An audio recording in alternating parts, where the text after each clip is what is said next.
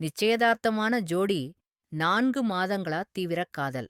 ஆனா, பொய், ரகசிய மெசேஜ்கள், ஆண் நண்பர்களோட ஃப்ளர்ட்டிங், இரவு நேர சந்திப்பு எல்லாம் வெளியாகிடுச்சு இப்போ. காதல் இருக்கு, ஆனா நம்பிக்கை இல்ல. கத முழுசா தமிழ்ல சொல்றேன்.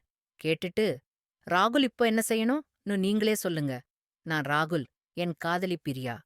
4 மாசமா நாங்க தீவிரமா காதலிக்கிறோம். நிச்சயதார்த்தம் ஆகி திருமணம் பத்தி பேச ஆரம்பிச்சோம். ஆனா, முதல் நாள்ல இருந்தே எனக்கு அவ கூட பழகுற நெறைய ஆண் நண்பர்கள் மேல சந்தேகம். ஒரு நாள் அவ போன்ல யாருக்கோ மெசேஜ் அனுப்பிட்டு என் முன்னாடியே டிலீட் பண்றத பார்த்தேன். ஸ்மைலி ஹார்ட்ஸ் எல்லாம் போட்டிருந்தா. பெரிய சண்டை போட்டோம். அவ அழுது இனி இப்படி நடக்காதுன்னு சொன்னா. நான் நம்பினேன். ஆனா நம்பிக்கை போயிடுச்சு. ரகசியமா அவ போன்ல ஒரு ஸ்பையா போட்டேன். அதிர்ச்சி, நான் சீரியஸா இல்லன்னு சொன்ன பல ஆண் நண்பர்களோட தொடர்ந்து பேசிட்டு இருந்தா.